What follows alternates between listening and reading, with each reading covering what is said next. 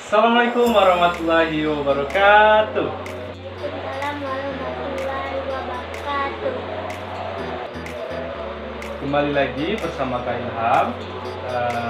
Bagaimana Adik Gina kabarnya hari ini? Alhamdulillah luar biasa, kita ceria, Allahu Akbar. Oke. Nah, walaupun di masa pandemi ini kita tetap semangat belajar ya. Kita harus terus belajar dan kreatif serta produktif. Oke? Iya Kak. Nah, kali ini kita belajar mengenai tema 7. Tema berapa? 7. Tema 7 tentang subtema pertama, yaitu subtema 1, kebersamaan di rumah, pembelajaran 1. Nah, apa sih fungsi kita belajar kebersamaan di rumah hari ini? Yaitu supaya kita menjadi keluarga yang rukun dan kita tahu apa saja yang harus kita kerjakan atau kita lakukan ketika di rumah. Baik Adik Gina? Iya Kak. Nah, sebelumnya kakak mau tanya dulu. Adik Gina pernah mendengar istilah dongeng tidak? Tidak. Nah, jadi apa sih itu dongeng? Dongeng merupakan cerita yang tidak nyata. Dongeng,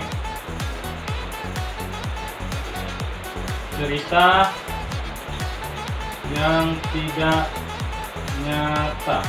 Nah, pasti adik-adik pernah menonton kartun mengenai contohnya yaitu kura-kura dan kelinci. Nah, dari cerita tersebut kita bisa ambil hikmahnya. Jadi dongeng itu adalah cerita yang tidak nyata. Nah, di balik kisah dongeng tadi, yang contohnya kelinci dan kura-kura tadi, itu kan tokohnya adalah hewan. Nah, kalau ceritanya yang diperankan oleh hewan, itu disebut apa Adik Gina? Fabel.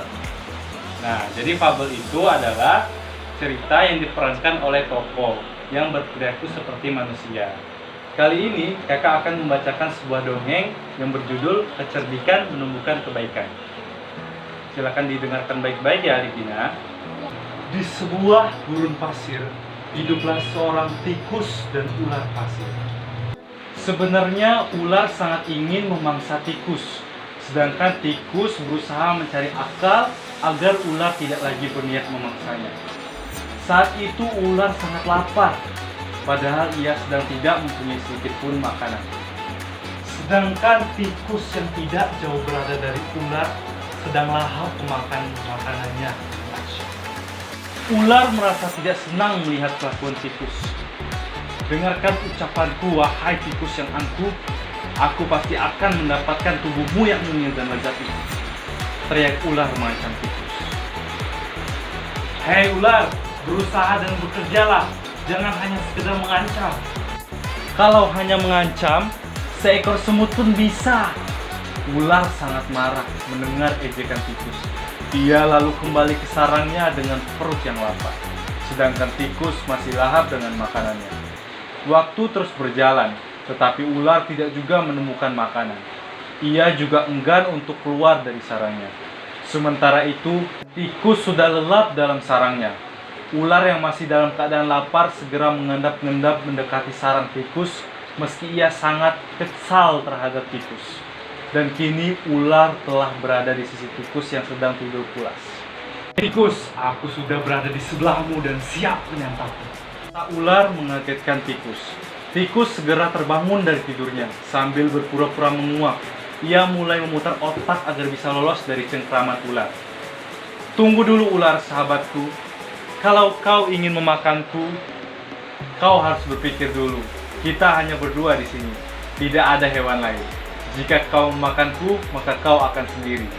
Kau tidak akan mempunyai teman yang dapat kau ajak mencari makan. Kalau begitu, kau tidak akan makan dan akhirnya kau akan mati. Sejenak ular terdiam. Ia mencoba merenungkan nasihat tikus. Jadi kita tidak bisa hidup sendiri? Tentu. Bagaimana kalau kita berteman dan kita hidup bersama ular? Jika itu lebih menyenangkan daripada nantinya setelah kau memakanku, kau hanya akan hidup sendiri. Ular mengangguk tanda mengerti. Baiklah kalau begitu, maafkan aku tikus. Tikus pun memaafkan ular. Mereka tersenyum bahagia, kemudian beranjak mencari makanan bersama-sama. Nah, setelah kakak membacakan dongeng kecerdikan menumbuhkan kebaikan, kakak minta adik Gina untuk maju mencoba untuk membaca dongeng dengan baik. Boleh ya adik Gina? Sebuah gunung pasir dikepung sebuah ular dan tikus pasir. Nah, setelah membaca dongeng, kakak minta adik Gina memahami dan kerjakan soal yang ada di buku ya. Baik, Kak. Nah, kita lanjut ke materi selanjutnya ya. Sebelum kita lanjut, kakak ada sebuah donat. Nah, donat ini bentuknya apa? Bulat. Bentuknya bulat. Nah, donat ini ada dua.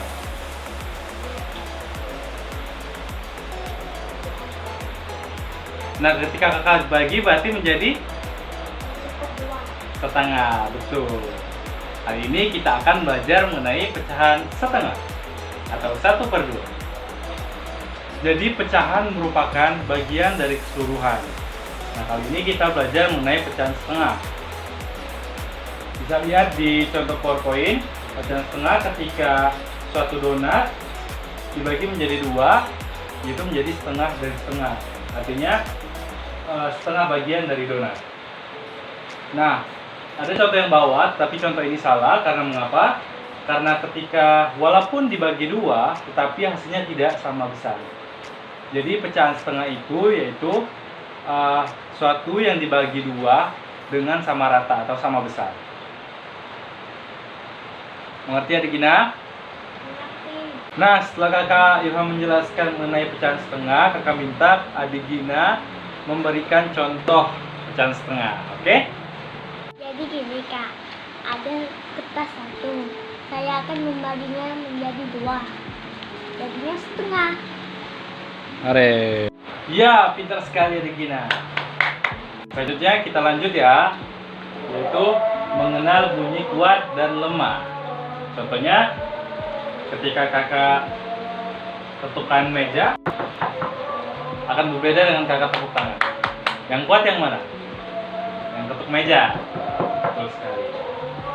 Coba adik Gina ketuk meja dan tepuk tangan.